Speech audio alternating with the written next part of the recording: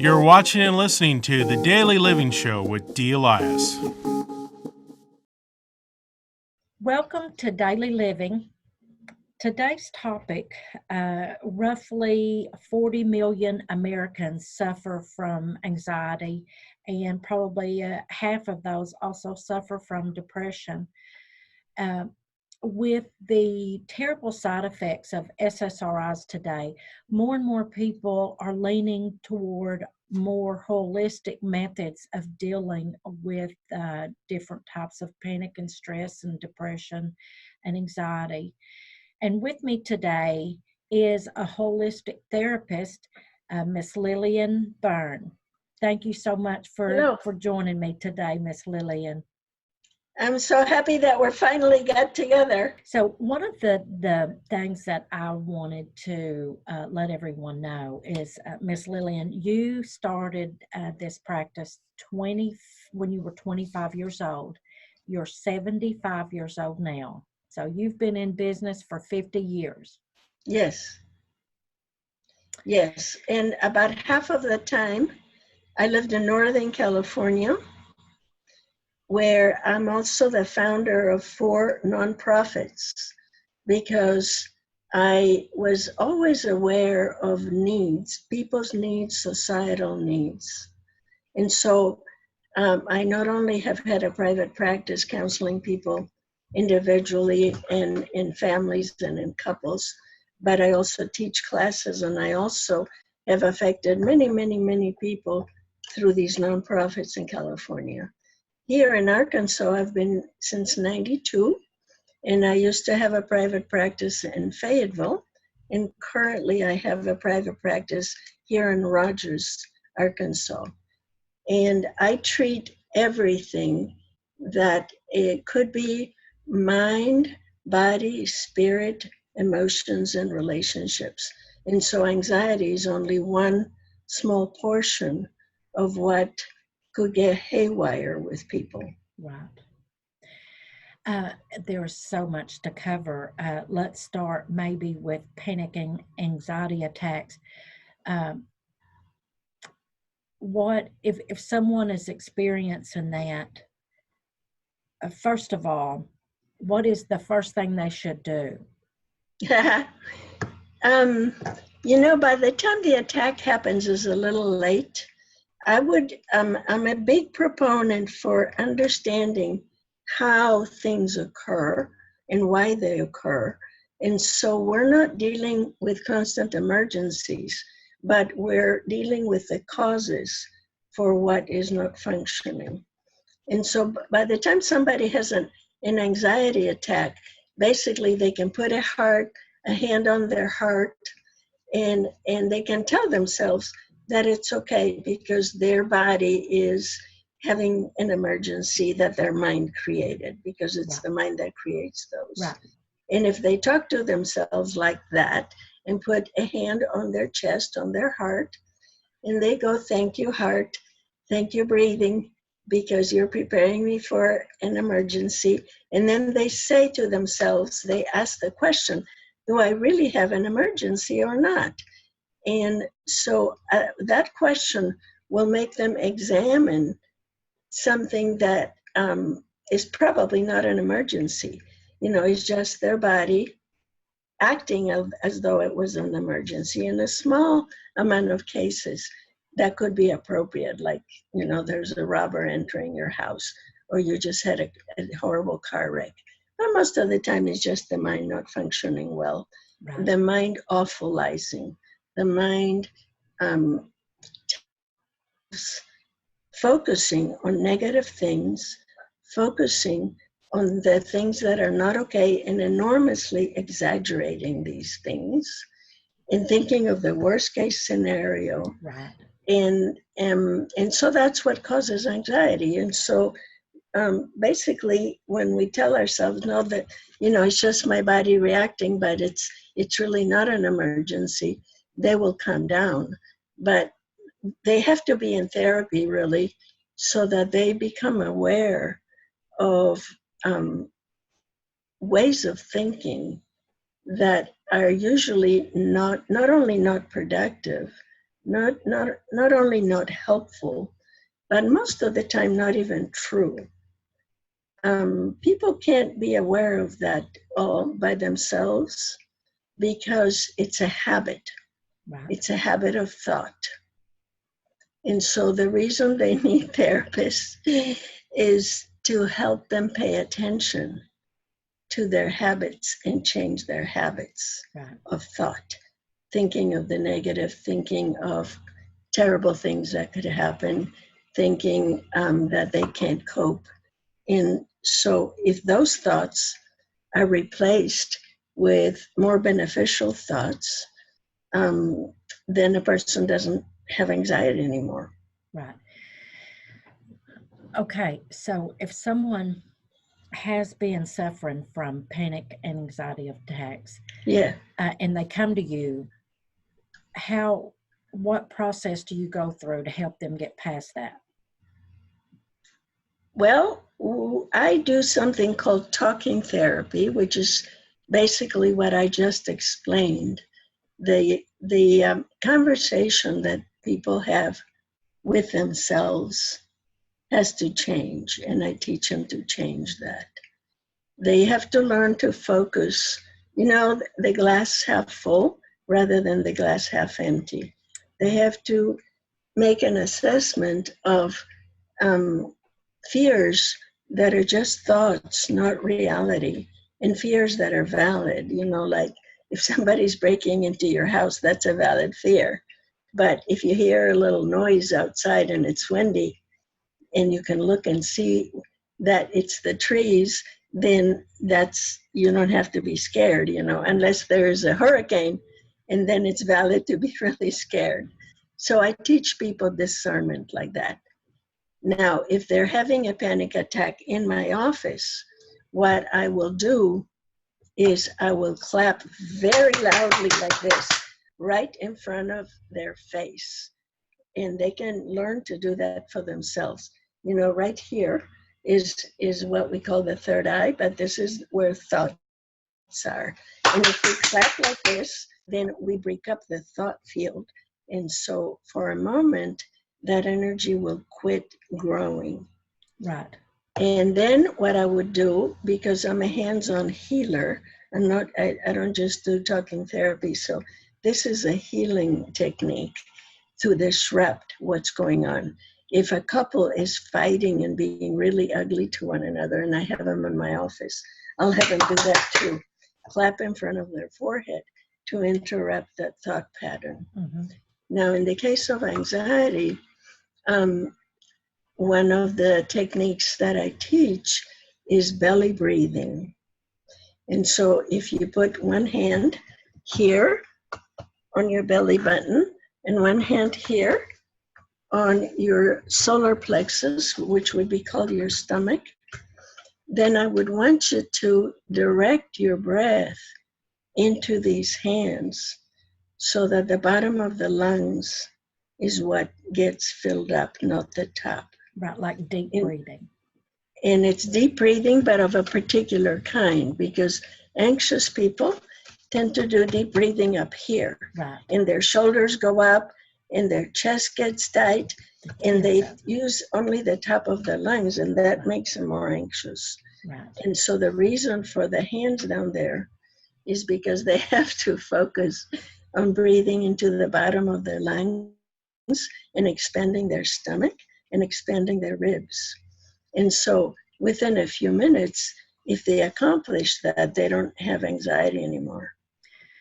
So the first hand would be on their belly button, and then the top hand would be up above. On what we call the stomach. Right. And so the stomach is that triangle between the ribs as well as the bottom ribs. Right. And so when you take in a breath, you want to feel that part getting bigger. Right. And when you exhale, you want to feel that part shrinking. Right. Very good. But in order to not have that, meds don't help because they just mildly change the symptom. But what people need to learn is a whole different way to think. Yes. SSRIs only mask the problem. You need to fix it internally from the inside out. Yes. Yeah, they, drugs ease the moment, ease the symptom a little bit, but if people don't learn how they're doing this to themselves, and a lot of times in families, this gets passed down, but it's not genetic. It's just the habit of how they talk and how they think. Yes. And also, you're in Rogers, so if someone wants to make an appointment with you, you can do that either over the phone or through Skype, correct? I'll have to update my Skype before I can do that after I experienced today. But Right. yes, that's on my list to do. Things to do this week would be to update the Skype. And I've done sessions on Skype. I've done sessions, by phone. FaceTime works really well. Right. If So people you could have do that, FaceTime calls, yes. because it's sort of helpful if we see each other. Yes. I like not only to hear, but to see. And Yes. I want them to see me too. And then of course in person is better. And I have clients that travel a bit to see me because I'm unique. I don't know of another holistic therapist here in Northwest Arkansas. I know. And so I work, like I said before, I work with the causes of things, not the symptoms. And that's essential, because if we just focus on the symptoms, we don't get better. Right. And I work with everything: mind, body, spirit, emotions, and relationships, because people can egg each other on also. Oh, People sure. can do what I call trigger one another for rage or for anger or for fear. And so in a family or in a relationship, I can work with both of them if that's the case. And in person is always better because I can do more hands-on work. Right. You also work with groups. I teach people. I have little classes, and sometimes big classes, sometimes small ones. But I don't focus on particular problems in my groups. In my classes, I teach people. And so one class that's coming up here in October and November, it's called Effective and Compassionate Communication. And so I teach people listening skills and expressing skills. I teach people how to listen properly. And, like there's a big difference between an opinion and a fact. There's a big difference between an emotion and a thought. And a lot of people use language that indicates that they mix these things up. And so I teach them to express, and I teach them to listen actively rather than passively, and not interrupt and not change the subject, and those kinds of disrespectful habits that a lot of people have in their communication. But I have some other classes also. And for example, another class is holistic living and healing. And I teach people healthy habits. And that involves many things. That involves how they think, that involves how they breathe, that involves how they use their bodies or they don't use their bodies, that involves what they eat and drink. And so my whole drive is always to diminish suffering and create health. I also have taught other classes that I have taught many times, democratic parenting, so that, because most people raise their children either identical to how they were raised or the opposite. Right. And usually neither way is very good. And so I teach them a whole other method that's not reactive to how they were raised. And so that's a very important class, because most issues gets passed down from generation to generation. And, often people just say, oh, it's genetics. And I say, no, no, no, no, no. It's copying what we observe. Very little genetic influence for any of these issues. Mostly it's habits. It's copying language, copying what people eat, copying how they deal with stress. And also unmet needs. A lot of us suffer because when we were growing up, we didn't get our needs met. And then, of course, some people lived in violent homes. Yes. And so that's imprinted in them as children. And they either learn to be violent or they learn to be scared. And so the ultimate, ultimate cause of anxiety could be having raised in a very unsafe environment. How do you help someone that is suffering with depression? Depression is another negative habit of thought. In our common language, we call it being a pessimist. And so people who have depression, they learn to be pessimistic. They learn to also imagine bad things happening. They learn to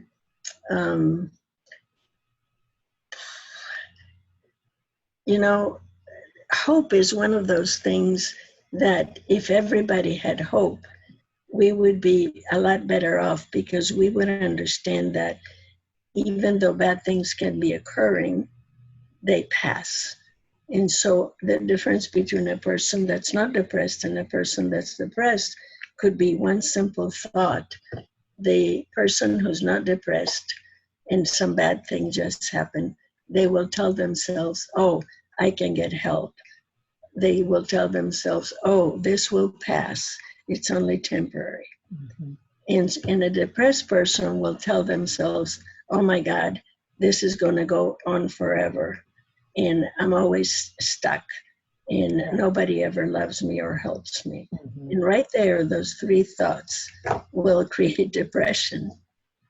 Right. Hmm. But it's not so easy to change all by ourselves.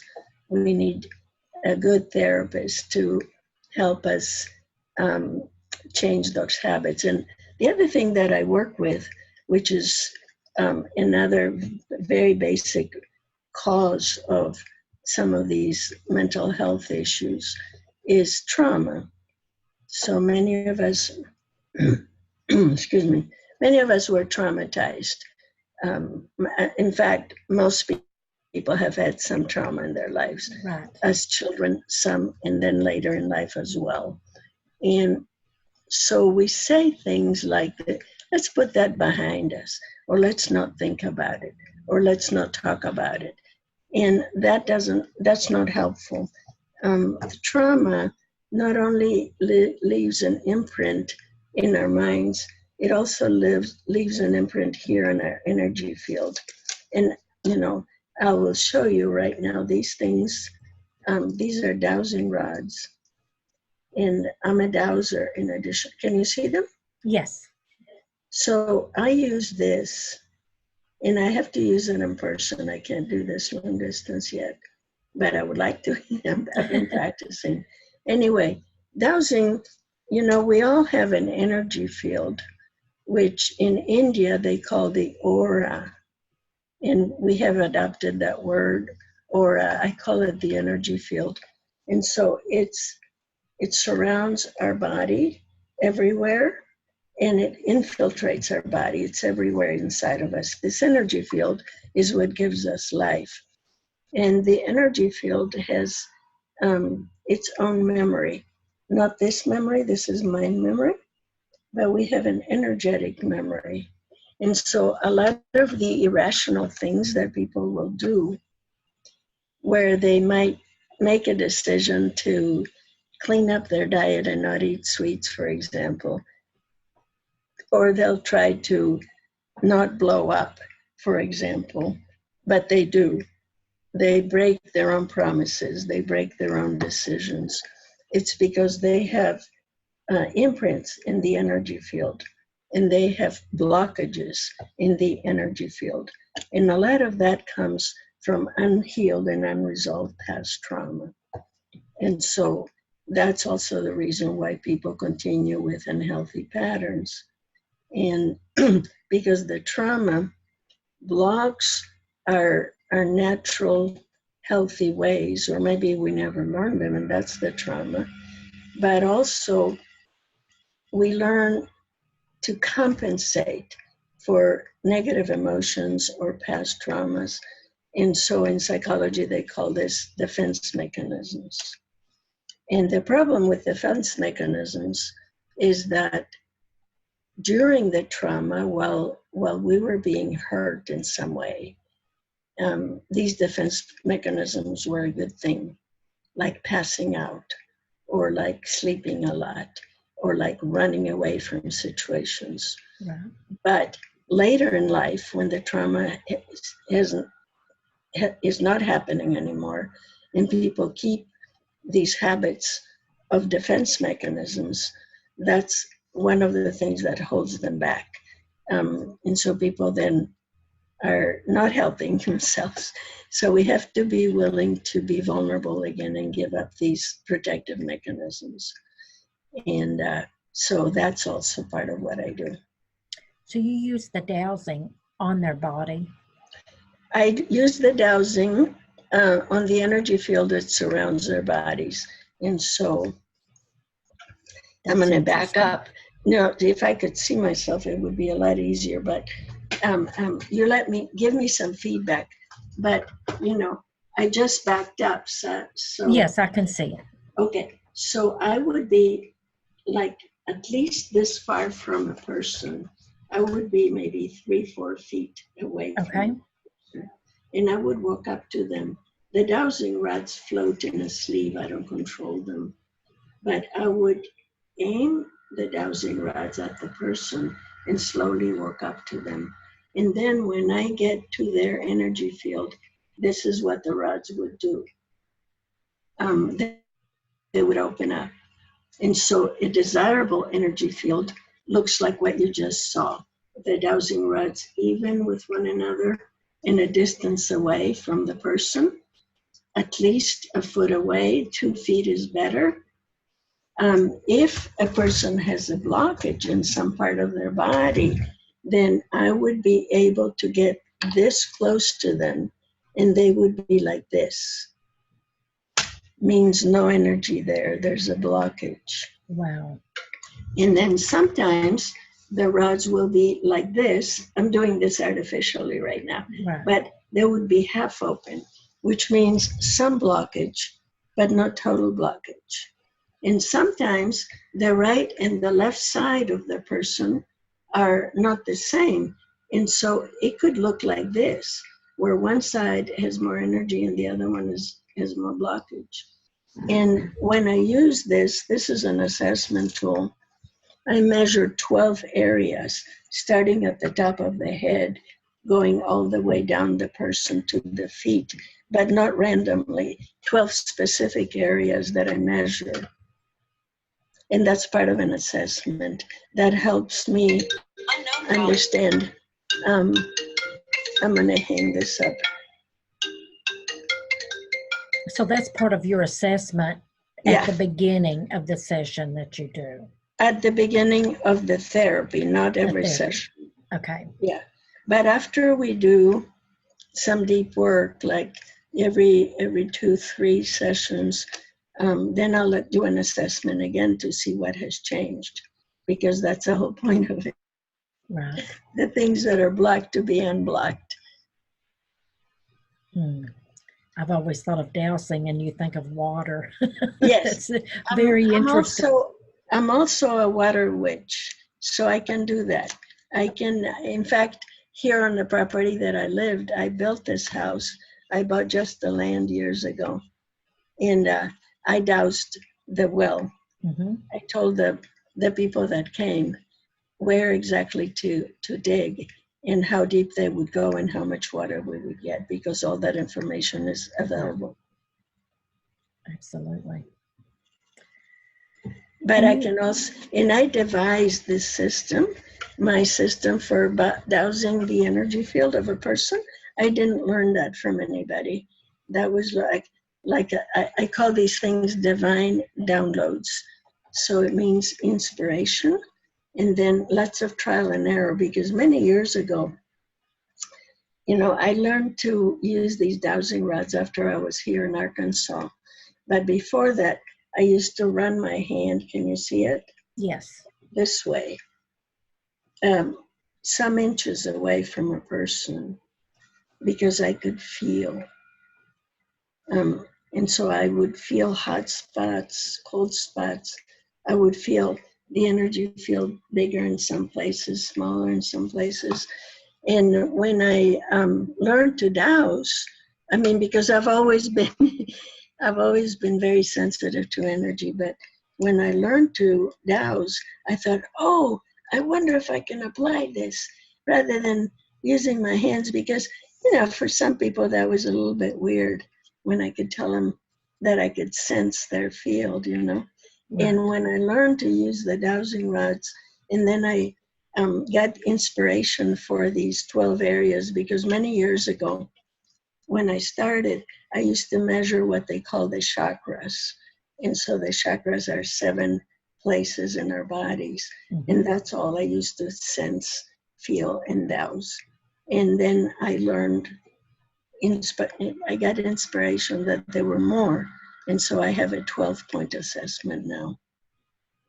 And it's much better when they see it. It inspires more trust. And it's more precise, because my hand could kind of feel, but this shows exactly what's going on. And I like that better. If someone is suffering from panic, anxiety, depression, normally how many sessions do you need with them? Oh my goodness. I don't have a formula working with people. I respond to what they present. And so with some people, it might be half a dozen sessions. With some people, it might be a couple of years. Right. Because it depends on how deep these habits are. It depends on their support system. It depends on whether their husband or their mother is active in their life and still keeps feeding into the negativity. Right. So there's not a formula.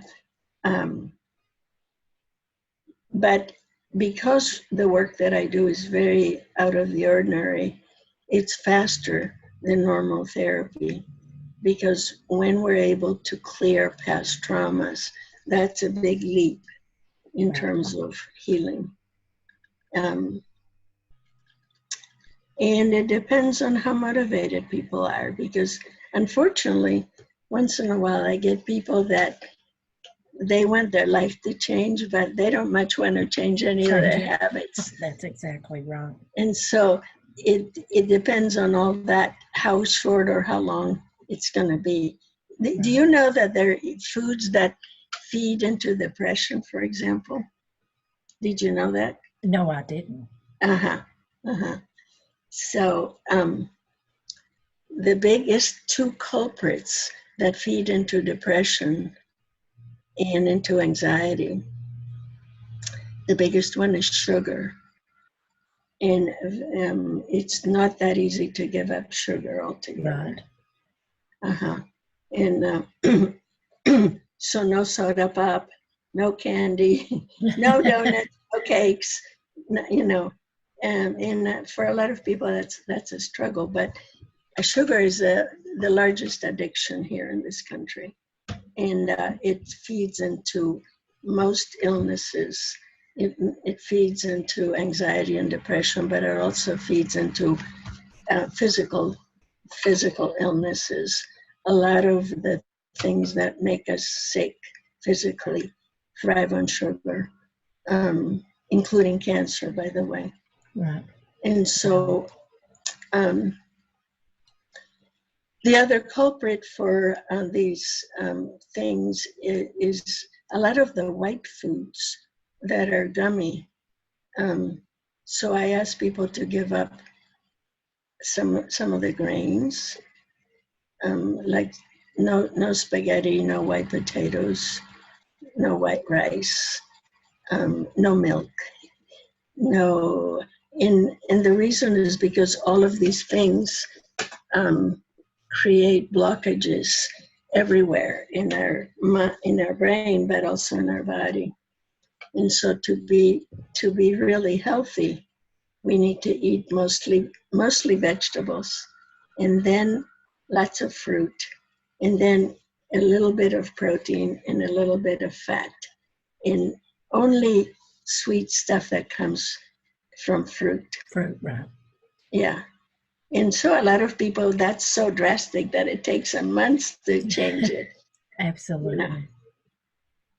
It's a big adjustment. But anyway, am I explaining what you want? Yes, absolutely. Do you use herbs at all? Herbs? No, I'm not an herbalist. I know a little bit about herbs, but I know a little bit more about nutritional supplements, such as minerals and vitamins. And so I will do that.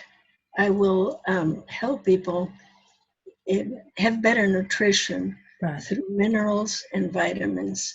And again, these things, the dowsing rods, one of the ways that I use them is to test what is beneficial to people and what is detrimental to people. It's kind of an amazing thing, but whether it's a medication, whether it's a food, whether it's something to drink, if people hold it and I measure their field with them holding this thing, it immediately changes their field.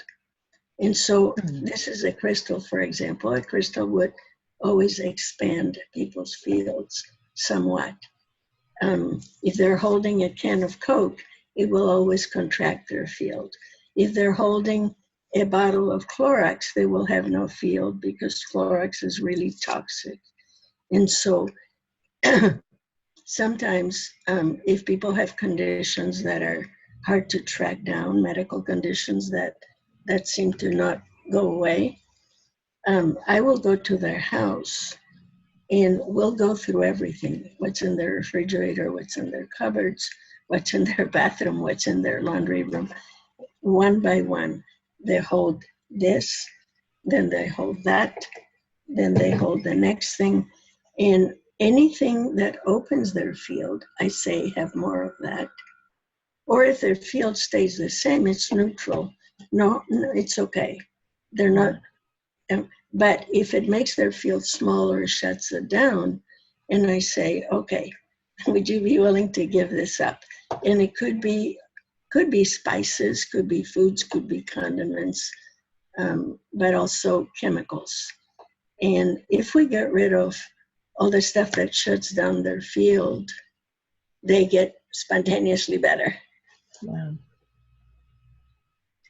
So a lot of our mental health, our mental, emotional health in the body, it all goes together. And we have this idea that the mind is separate, the emotions are separate, the words are separate, the food is separate, the environment is separate, and it's not true. Right. It all influences everything.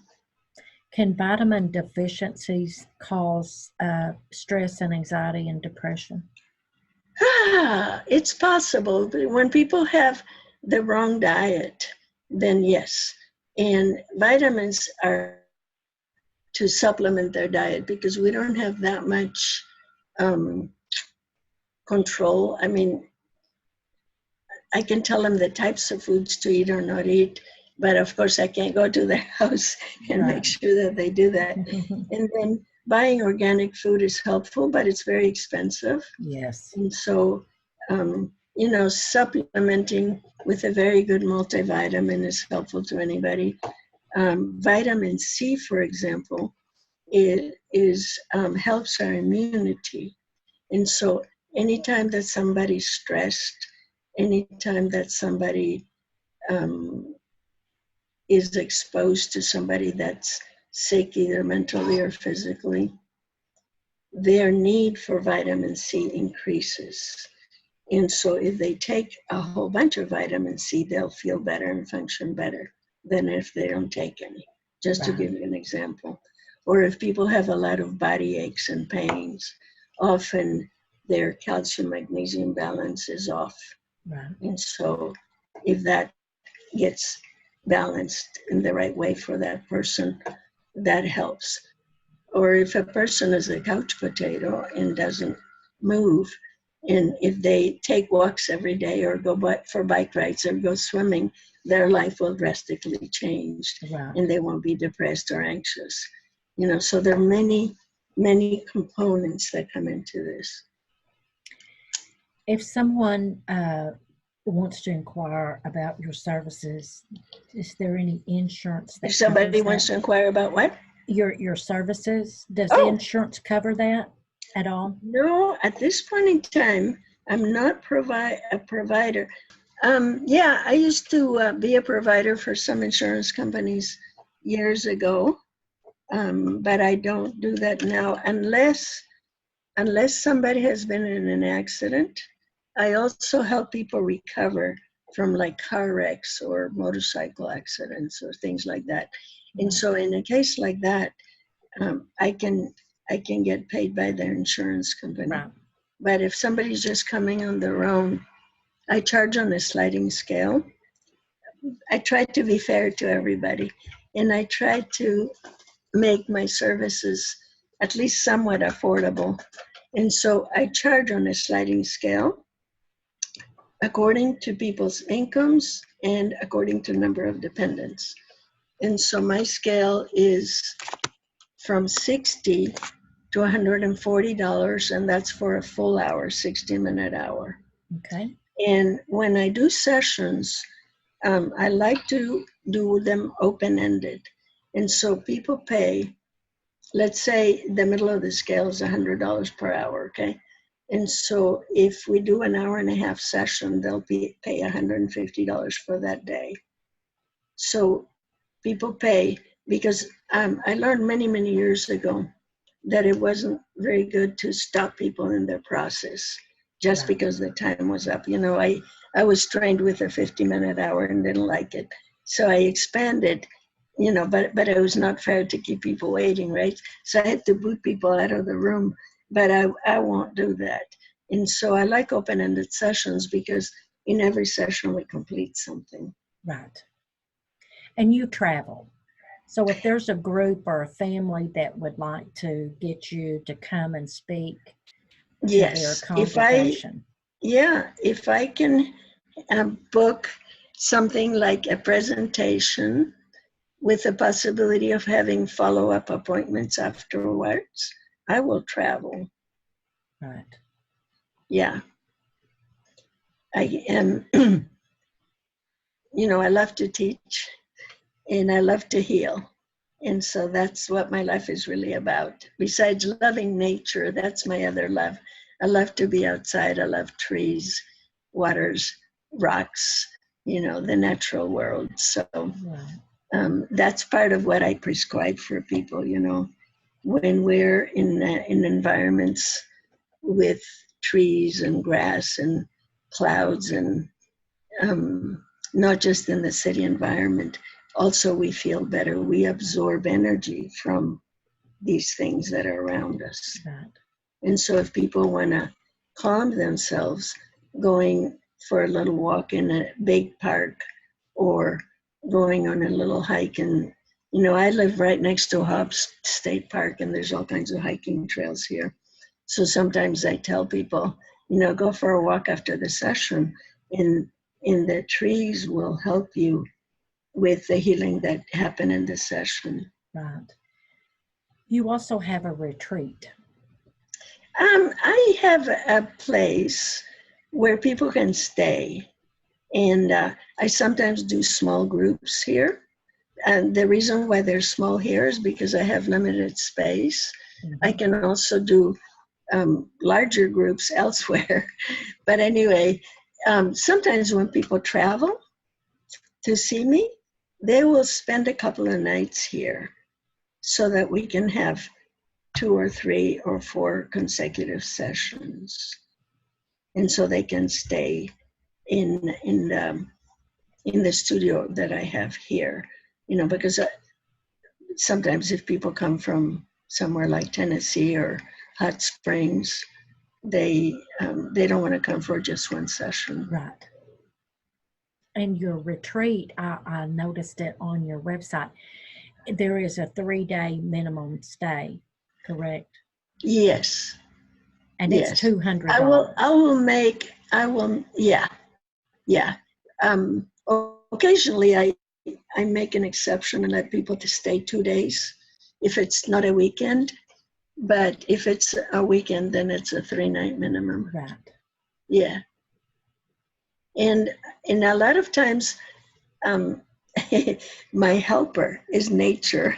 So if people stay here, they can walk in the woods. They can have access to Beaver Lake. They can go to Hobbs Park, and then we have, we might have a session in the morning and a session in the afternoon, or sometimes people come. If they travel a long way, we'll have a session that afternoon because they spend the morning traveling.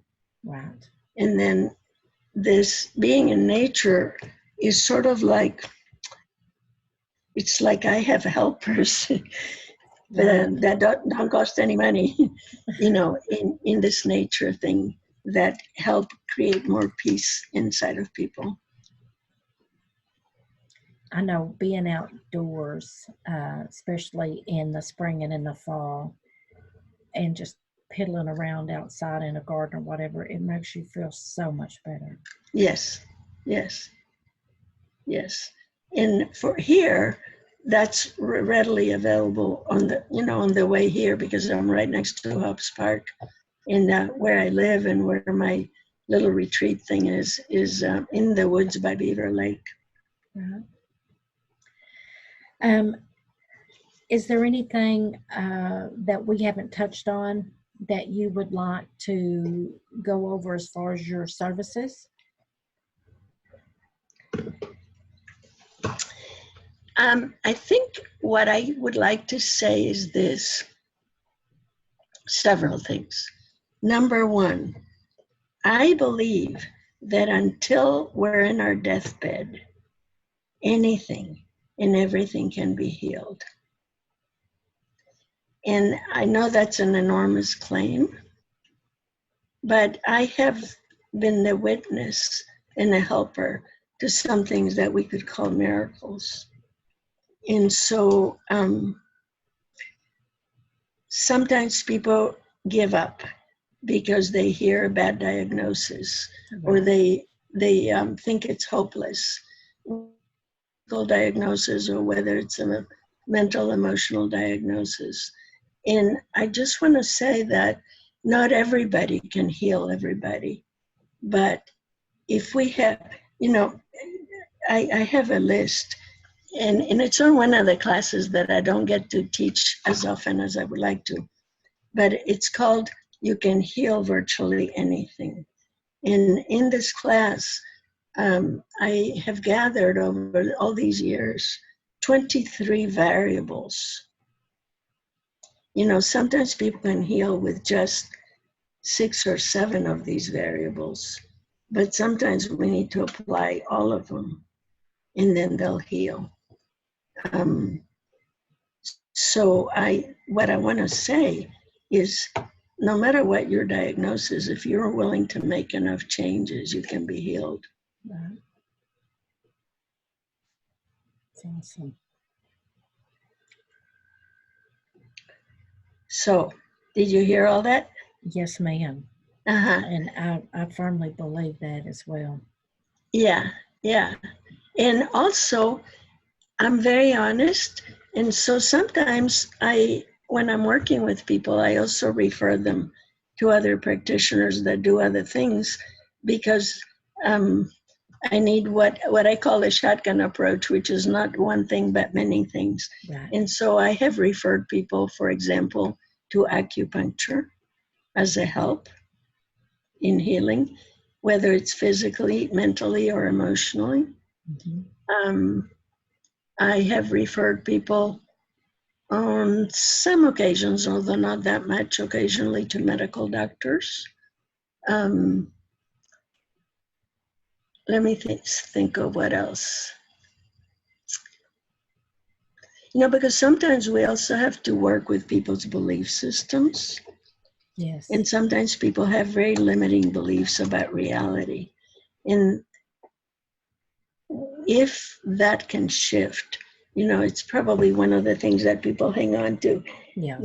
They're very limited beliefs about realities like that, In my family, everybody died by the time they were 50, for example, they might say. Therefore, I'm prepared to die by the time I'm 50. Right. And I go, no.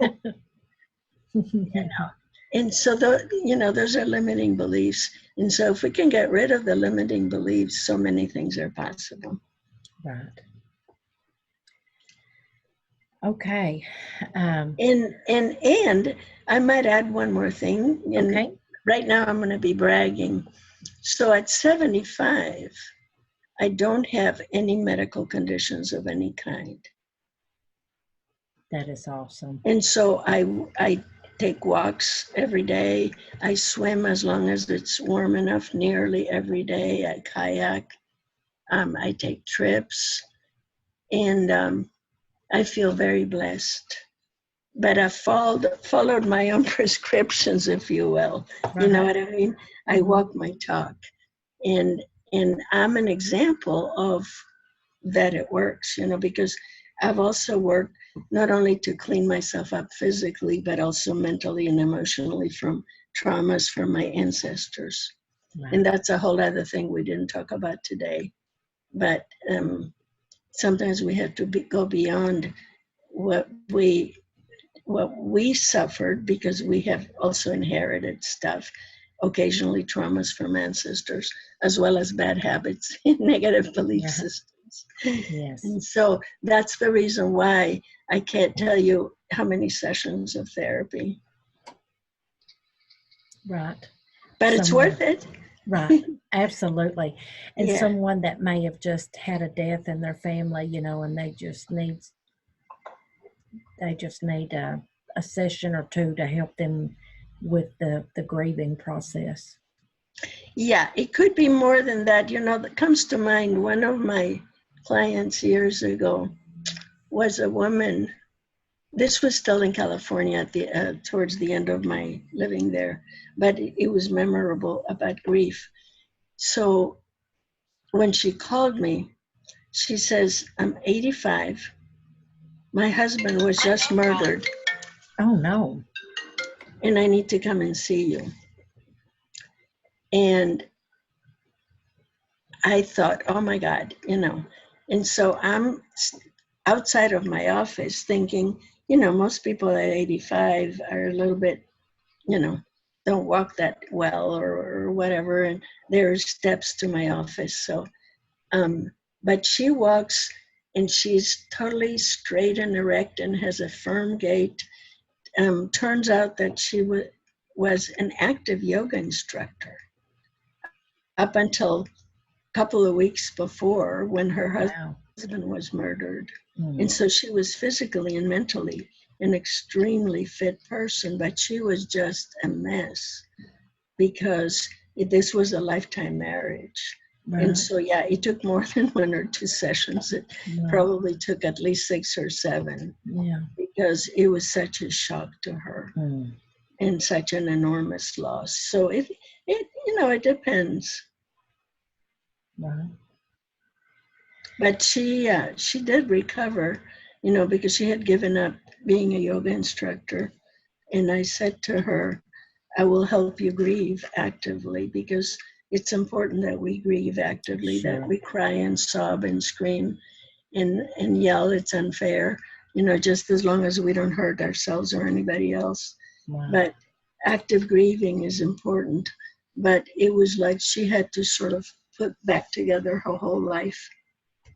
And so that took some sessions. Absolutely. But it was possible. And at her age, even she went back to teaching yoga, which I was just tickled. At 85, that is just fantastic. Yeah. Miss Lilian, thank you so much for Thank coming you. on today. I'm so glad that it finally worked. Absolutely. And 50 years and you're still going strong. And I just kudos to you for that. Thank you. Yeah, you're an awesome interviewer because you ask questions, but you also let me talk. Absolutely. Well, I'm learning. Yes. And what I want is that you